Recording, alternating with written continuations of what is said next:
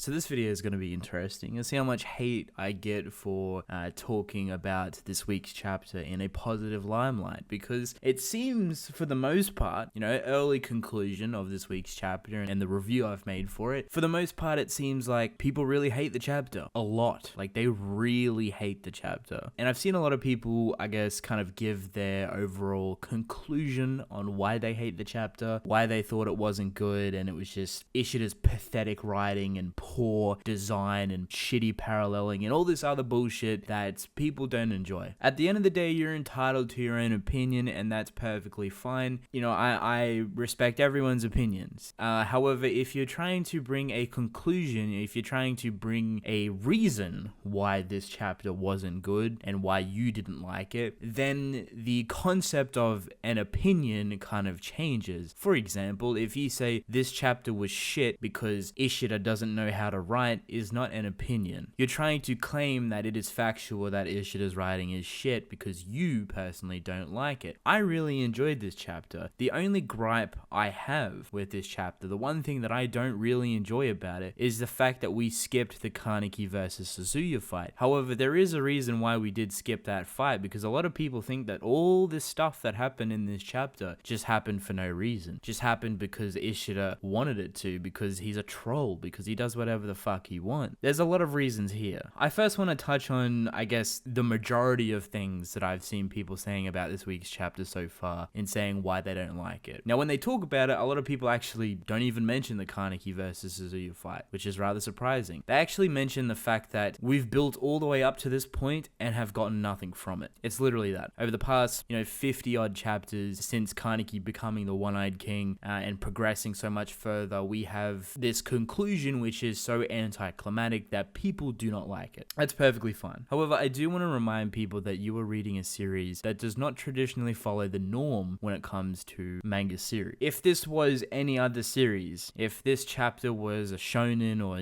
something else entirely, Kaneki would have won, right? It's the most obvious answer. Kaneki would have defeated Suzuya, saved Toka, saved Hinami, saved the day, and that's that. And that's what you guys want. The people that I'm seeing saying they hate this chapter, we built up these characters over 50 chapters and got absolutely nowhere. They wanted a completely different ending. They wanted an ending where Kaneki would win. They wanted an ending where Toka would be safe and Hinami would be safe and Suzuya would be dead and Furuta would be dead. That is the most cliche writing. Everyone expected something like that. And I'm glad that Ishida has gone away from it, because even though there is paralleling there, even though we knew something very tragic was coming, everyone is still pissed off about it. Everyone still wanted that same ending. They still wanted Kaneki to win. And they've completely misinterpreted what this story is truly about and what Kaneki's character over the past 50 chapters is truly about, because it was never about Kaneki being stronger. It was never about Kaneki gaining more strength and being one of the strongest characters in this series. It's never been as simplistic as that. He has been forced to take on a title that he did not want. A title that would start a revolution. From this, he becomes a leader that he's never been before. Kaneki has not once in his life led a group to this degree, to this caliber, to this scale. And this is the first time, right? This chapter is the first time that he has taken a real loss in a political war. He has taken a massive loss from his group. At the end of the day, the past 50 chapters has not been about building Kaneki's character up as a leader, as a strong as fuck ghoul. No, it's about this political warfare between two different organizations, Kaneki's organization and Furuta's organization. On top of that, we've progressed Kaneki as a leader, and he's felt a lot more comfortable. He's found a reason to fight for his group. He's found a reason to fight for the future. But unfortunately, the realness of his experimentation on his body, turning him into a ghoul, has had tremendous effects, and he is rapidly aging and basically dying. Because of this situation, and because how much pressure Furuta has put on him in this political war, Kaneki has made the utmost biggest mistakes that he could make as a leader, and these mistakes has influenced this entire chapter. We are seeing the results of Kaneki's mistakes, to the point where his own capture was completely planned by Furuta. This is what the story is really about. This is what Tokyo Ghoul Re has basically been about, because there's a massive difference between Tokyo Ghoul and Tokyo Ghoul Ghoul Re. Tokyo Ghoul follows Kaneki as a character, progressing him as a character, him getting stronger and changing and, evolving. And as soon as we hit Tokyo Ghoul Re, it kind of starts again, but in a different format with a different underlaying for his story, which is the political war, which is all thanks to Arima and Eto. But this time we have a counterpart for Kaneki, someone that's going to rival him in this warfare, someone for Kaneki to fight against. And this was never going to be an easy thing. Kaneki was never going to win against Furuta if he didn't learn the losses of war. And I've been saying this for the longest time. He has not seen this loss before. There is nothing that's been there to influence Kaneki to actually think deeply about his actions, right? Because Kaneki has made the poorest choices when it comes to this war. As a leader, he has made some fucking stupid decisions. And this is the result of it. Furuta has played him like a fiddle. Furuta has completely outplayed, outmaneuvered, outsmarted, and just played with Kaneki like a doll. Furuta anticipated everything. And the results of this, just like a real life situation, just like a story that follows a realistic structure to a certain point, there is going to be massive consequences. And this chapter is the massive consequences. Y'all wanted Kaneki to go above and beyond and kill Suzuya and kill Furuta and save Toka, just like every other generic story, but you forget that the bread and butter of Tokyo Ghoul has never been that simple. It's never been that simple, and yet people really wanted it, and this is why people hate it, because they completely missed this entire purpose. These past 50 chapters hasn't been for nothing. This past 50 chapters has shown us that Kaneki is a horrible leader, and that everything he's done up to this point has been manipulated and fiddled and outplayed, outsmart, everything by Furuta. So when Kaneki comes rushing back in, thinking that he's strong enough, thinking that he's powerful enough to do this, it was the worst thing that he could have actually done. It is the worst decision for him to turn around by himself, because he thought it would be best for everyone else if he went by himself on a hunch to go check on his group. In hindsight, this chapter emphasizes the loss of Kaneki,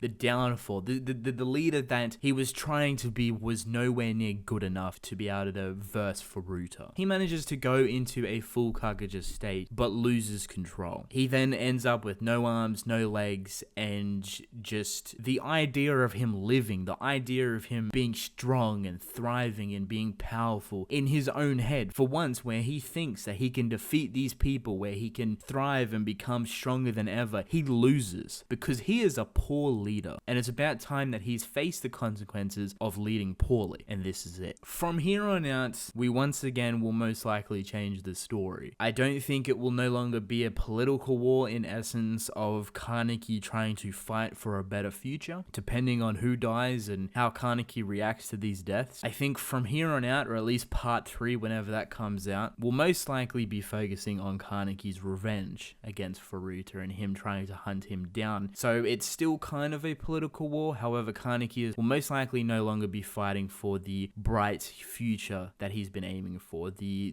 future of humans and ghouls living together. I feel like this has gone completely out the window. I've said for a very long time that there is one side of Kaneki that we haven't seen yet, a actual leader, a leader that shows no mercy, a leader that has evolved past, the early stages of not being able to lead. And I feel like Kaneki is on that direct path. I feel like Kaneki is on the path of becoming a leader far much more greater than he originally was. This loss, this tragic event will be what kickstarts it. At the end of the day, I really enjoyed the chapter. If you hated the chapter, that's perfectly fine. I'm not trying to change your opinion, but do know that there is a lot more to this story. You just gotta look for it. And the fact that if you're expecting something nice to happen from this, expecting something good to happen, I don't think a tragedy seinen series is in your taste. I feel like a shonen series may be more your cup of tea, so I don't know. But with that being said, I'm actually going to end the video off here. I hope you guys enjoyed. Don't forget to subscribe. I greatly appreciate it. Let me know your thoughts in the comment section below, and I'll catch you guys in the next video.